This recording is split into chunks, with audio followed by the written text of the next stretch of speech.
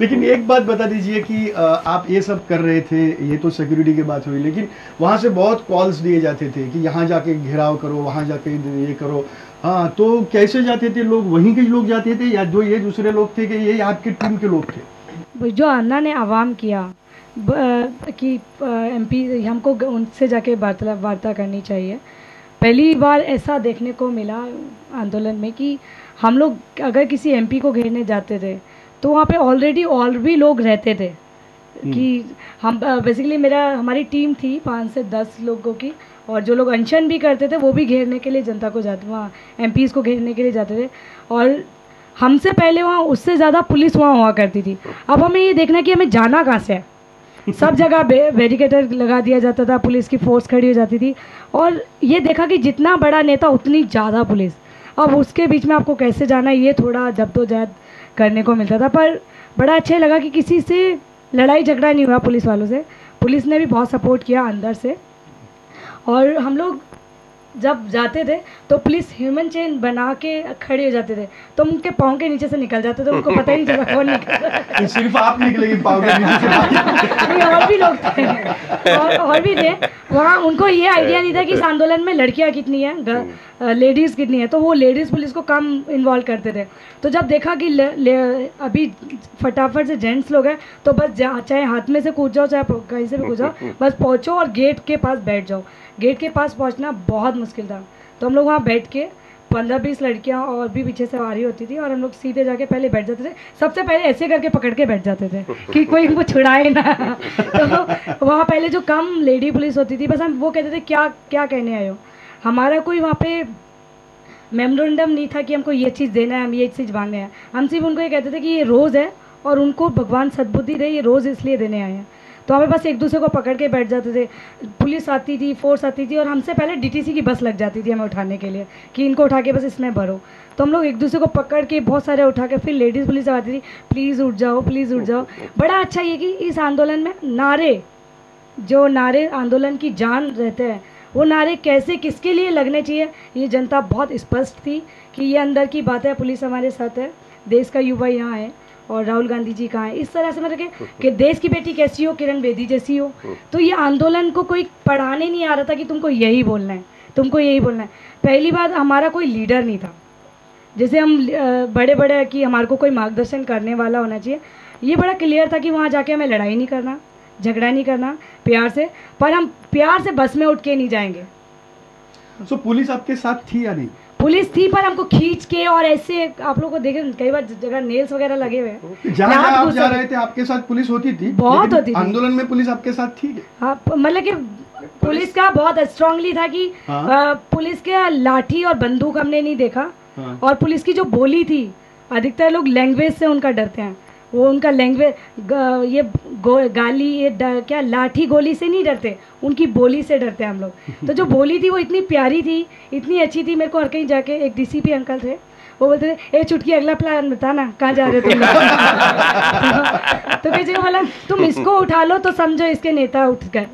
जब हम पीएम के यहाँ हमको डिटेन किया गया, तो उन्होंने पूछा अब ये आ गई, चुटकी आ गई, अब नहीं होगा कोई बात। फिर वो बाहर इनकलाब जिंदाबाद, बाहर इनकलाब लगता था, अंदर से जिंदाबाद आता था। तो ऐसे वो बोले तुम्हारे नेता कितने हैं ये बताओ। तो पहली बार की कोई नेता नहीं था। और सबसे अच्छा ये था कि हम कहे कि बहुत लोगों ने ज़बरदस्त में साथ दिया। जैसे हम लोग डीटीसी बस में, मोस्टली लोग जो बाहर से आए थे तो उनके पास किराया नहीं था, और हमको बस ये कहना क्या ज़रूरत है कि हम लोग यहाँ जा रहे हैं, बोला किसी को घेरने जा रहे हो, तो बस वालों ने हमसे किराया भी नहीं मांगा, डीटीसी ने हमसे किराया नहीं मांगा।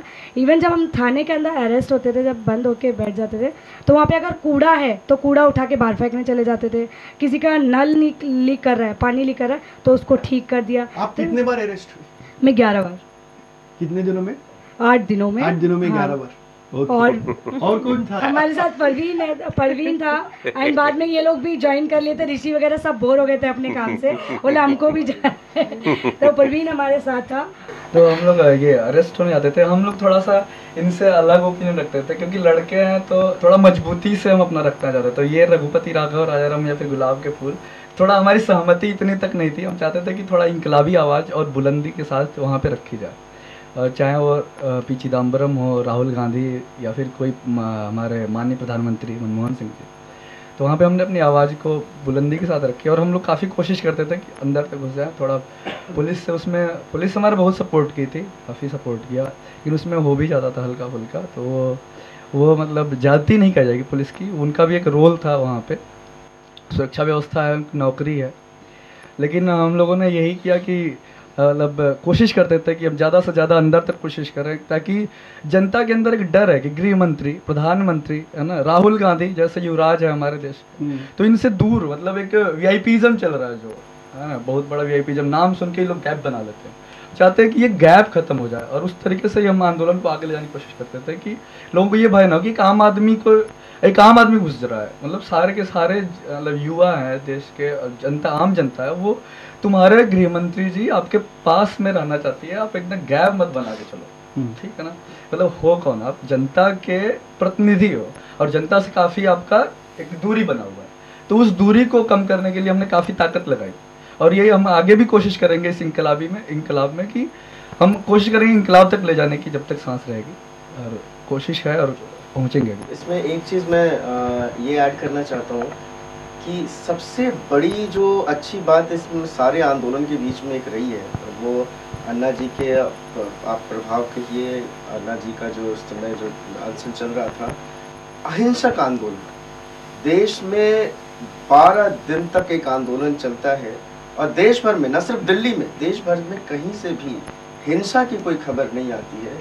इस तरीके का अहिंसक आंदोलन ये एक बहुत बड़ा उदाहरण था, और युवाओं का जब उसमें इस तरीके का प्रतिनिधित्व था और इस तरीके से युवाओं का नेतृत्व था, उसके बावजूद भी जो जोश जो होता है कहीं ना हिंसा का रूप ना ले ले, लेकिन फिर भी बहुत संयम के साथ और बहुत समझदारी के साथ इस मूवमेंट को 12 दिनों तक सस्टेन किया, जो कि अपने आप में डेफिनेटली।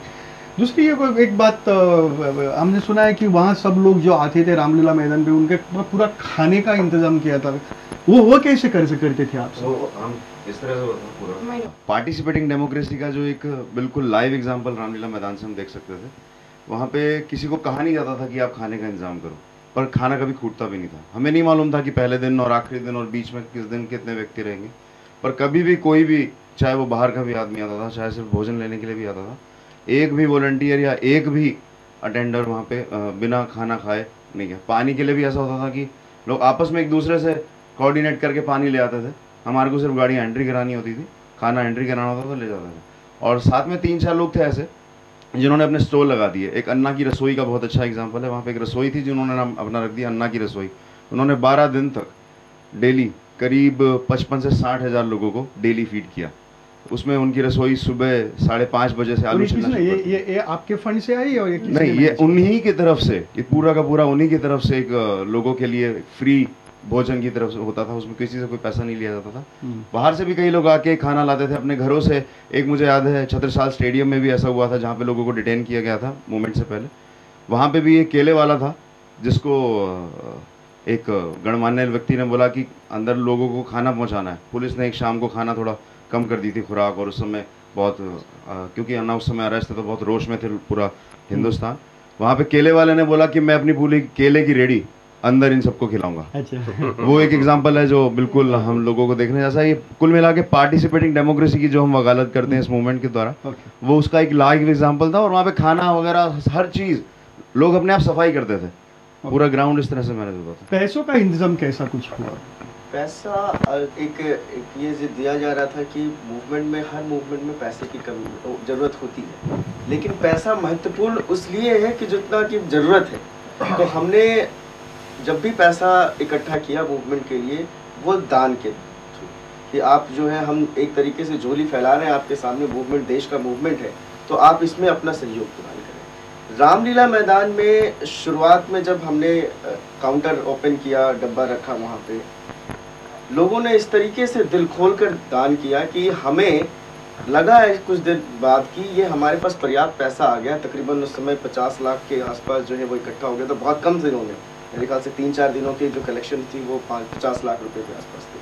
तो हमने स्टेज से अनाउंस करवा दिया कि आप जो है, हमारी ज़रूरत पूरी होती है, आप इसके बाद हम कोई जो है कलेक्शन नहीं। इसके अलावा चेक के भी थ्रू है, लेकिन तमाम वेरिफिकेशन के बाद कि कौन पैसा दे रहा है, उसकी क्या बैकग्राउंड है, इन सब चीज़ों का भी हमें ख्याल रखते हैं और तभी फंड करते हैं। और पूरी पारदर्शिता है और इसको और जितने भी डोनेशंस हमारे पास आते हैं और जो हमारे एक्सपेंसेस हैं वो उसका सबका रिकॉर्ड हमारी वेबसाइट पर है। अभी ये पिछले फाइनेंशियल ईयर का तो हमारी वेबसाइट पर है ही। एक अन्ना जी ने बोला एक स्पेशल ऑडिट होगा जो अप्रैल से लेके अब तक का जितना भी डोनेशन आया है और जो भी एक्सपेंसेस हुए अभी तक के वो भी हमारी वेबसाइट पर डाला जाएगा। अच्छा, वो आखिर में सिर्फ इतना ही पूछना है, आखिर में सिर्फ इतना ही पूछना है कि आप गोवा में आए हैं, गोवा भी देखा होगा, लेकिन गोवा के युवा आपको अभी देख रहे हैं, तो आप सबको क्या बोलना है युवा लोगों को? क्योंकि अभी इलेक्शंस आ रहे हैं गोवा में, और इलेक्शंस में तो पूरे करप्ट लोग वो भी कंटेस्ट करेंगे, थोड़े अच्छे लोग होंगे वो भी कंटेस्ट करेंगे, अलग अलग पार्टी में। अन्ना ने अभी बोला है कि जो पार्टी में अच्छे लोग हैं वो सबको लाके एक पार्टी बना दो और अच्छे लोगों की पार्टी को हम सपोर्ट भी करेंगे।